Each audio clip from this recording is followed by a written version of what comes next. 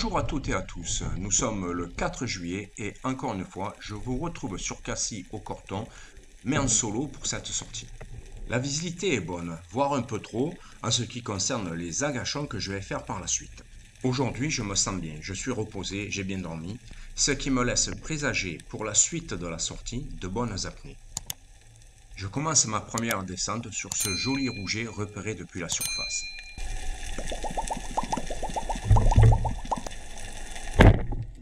Même en ayant pris mon temps, mon tir n'a pas été précis comme ce que j'espérais et le poisson s'est décroché. Le temps de remonter en surface, de réarmer mon arbalète, le rouget est ressorti d'une pierre agonisante.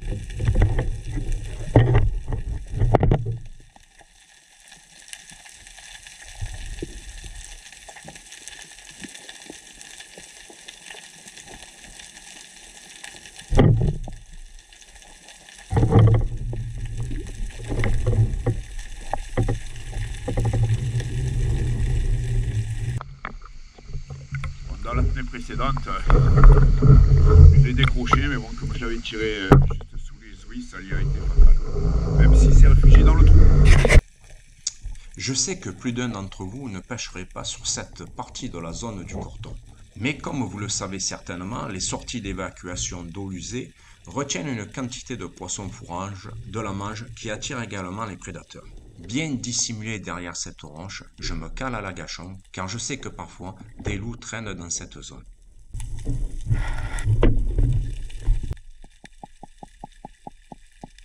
Et là, vous allez en voir un qui se trouve exactement là en haut à gauche, je viens de le voir passer dans le nuage et qui descend derrière le banc de bogue qui est devant moi.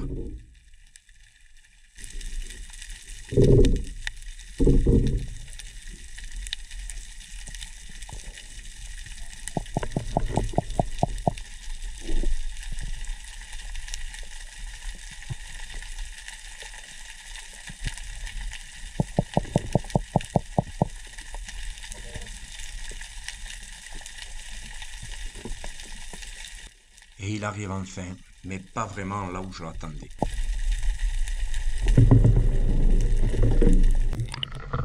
Bon, ben je crois que, une fois de plus, je me suis vraiment mal débrouillé.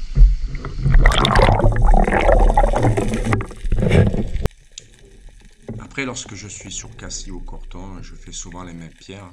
Parce que bon, c'est pas que je connaisse vraiment bien la zone, mais bon, j'ai l'habitude de voir du poisson sur certaines pierres.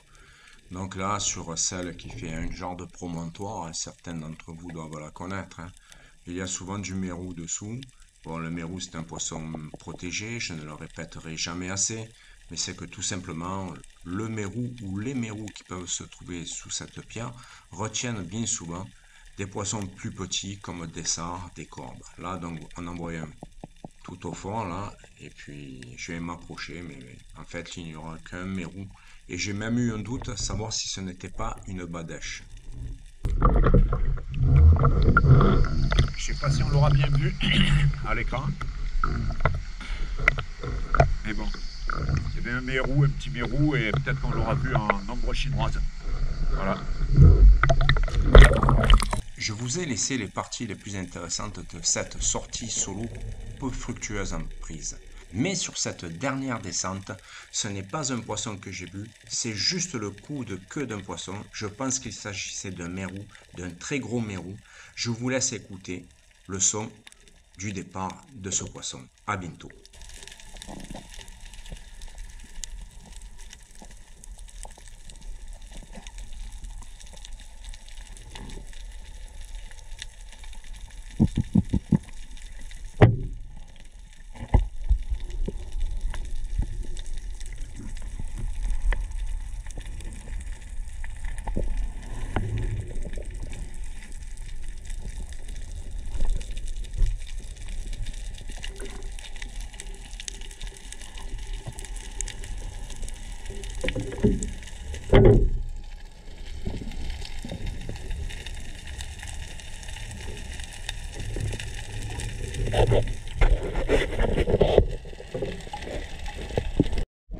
Dans la seconde partie de cette vidéo qui se déroule le 7 juillet, je suis encore à Cassis, Pointe du Corton, mais cette fois-ci, Jeannot m'accompagne. Nous sommes à l'eau depuis pratiquement 2 heures. Nous n'avons pas encore lâché un coup de fusil. Et comme bien souvent, nous passons en mode pêche de poissons de roche pour la non moins célèbre soupe de Jeannot. Là, vous allez assister à une partie de cache-cache avec un labre-merle qui réussira à échapper à mon tir.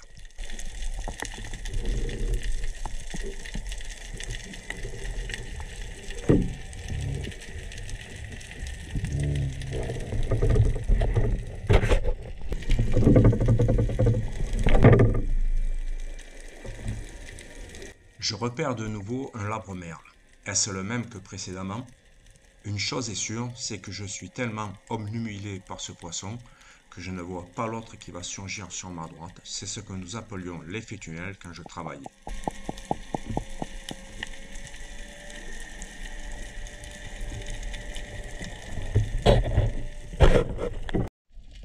Je rejoins Jeannot qui se trouvait à quelques mètres de moi pour savoir s'il a pris du poisson. Et ça tombe bien, il est en action de chasse.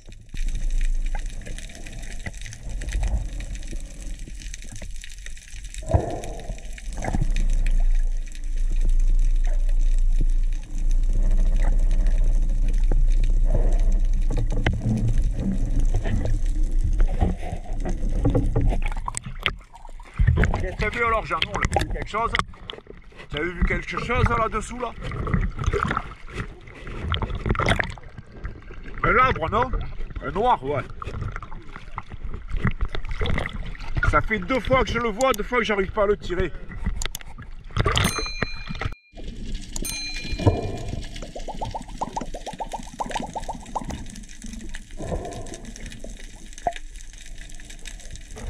On peut dire que ce labre-là, tout simple labre qu'il est, connaît la musique. Ce n'est pas nous qui réussirons à le capturer aujourd'hui.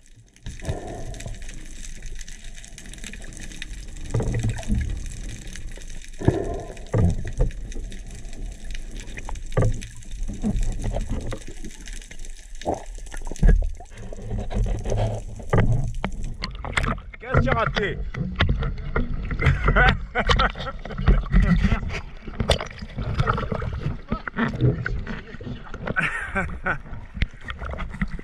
Une fois encore, depuis la surface, je suis intrigué par ce bidon blanc. Un bidon étanche que l'on voit souvent sur les canoës ou paddles de location. Il me semble voir un téléphone. Je me dis, tiens, il y en a un dont la journée a dû lui coûter cher. Et comme vous allez le voir, il n'y a pas seulement un téléphone, mais il y a jusqu'à 4 téléphones dans ce bidon. Du coup, je pense à la fameuse phrase de bon nombre de chasseurs écolos, un poisson, un déchet. Et là, j'ai vraiment fait du déchet de luxe.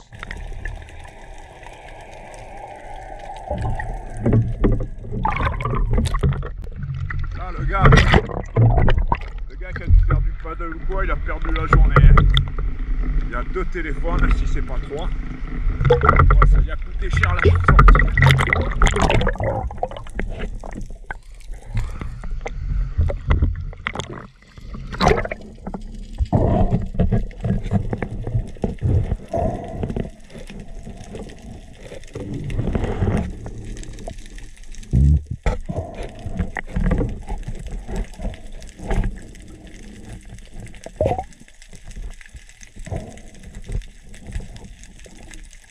Comme Jeannot est friand de rascasse pour sa soupe, j'en avais repéré une et puis là, donc il est allé la tirer.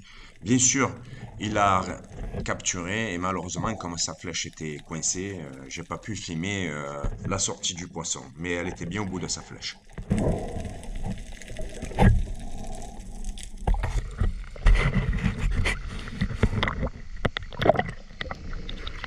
Alors aujourd'hui, je me retrouve au Gao avec Séverin, qui nous vient de Suisse. Si tu veux parler, tu peux. Tiens la parole, mon gars. On va espérer trouver un peu de petits poissons. Voilà. C'est exactement ça. On espère voir un peu de vie et faire du poiscaille, on verra bien. Séverin est un copain suisse. Du coup, en vacances de par chez nous, je l'ai accompagné.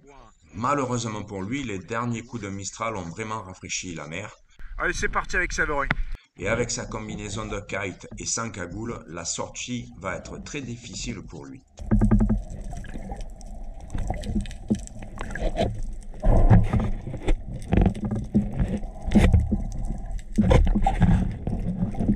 Ne connaissant pas trop la zone du Gaou, j'indique à Séverin quelques points intéressants.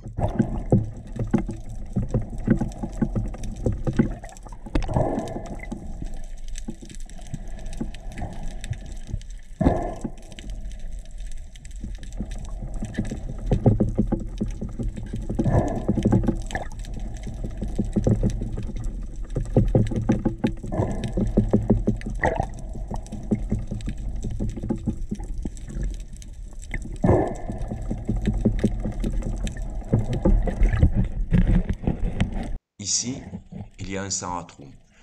Je lui montre sous quelle pierre il se trouve et je veux le filmer, capturant ici son premier poisson.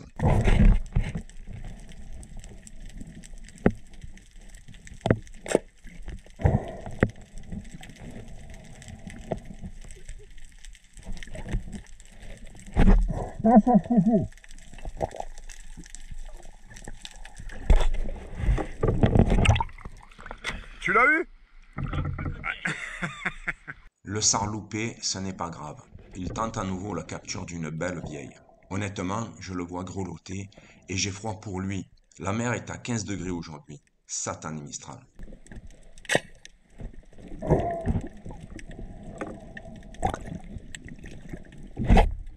Tu l'as raté? Qu'est-ce que tu regardes? Tu as cassé quelque chose là? Alors, bon là je t'ai vu tirer, presque tu prends le fusil à deux mains. Il faut que tu pratiques le bras réfléchi, presque tendu, tu vois. Pour avoir le plus de lignes de mire, pour être le plus précis possible.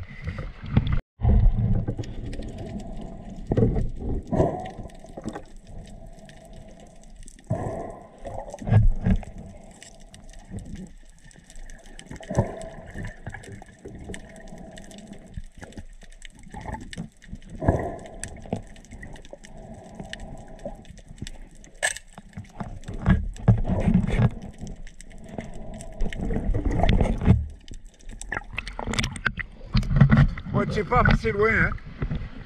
Tu n'es pas passé loin, mais tu l'as raté. Finalement, Séverin, qui a un très bon coup d'œil, réussira à capturer cette petite rascasse rouge dont nous immortaliserons cette première capture. Et ce sont ses enfants qui en mangeront les filets. Et oui, il réussira à en tirer 2 petits filets. Je t'ai pas fait mal avec le point de fil. Ben voilà son premier poisson, après 1h30 de pêche, dans une eau à 14-15 degrés, on s'est gelé. Voilà. Moi je te dis bravo pour avoir tiré un petit poisson comme ça, un chapeau. Et voilà. Alors ton ressenti pour cette première journée? Fraîche. Fraîche, hein. L'eau elle était à 14-15 degrés, voire plus froide au large. Mais Ouais. sympa, un peu de courant. Ah ouais. Et non, belle découverte. On va travailler l'apnée. Ben ouais. Et après, la visée aussi. La visée, le tir, faut le travailler. C'est la première, hein. Eh ouais. Mais merci encore. Ben, merci à toi.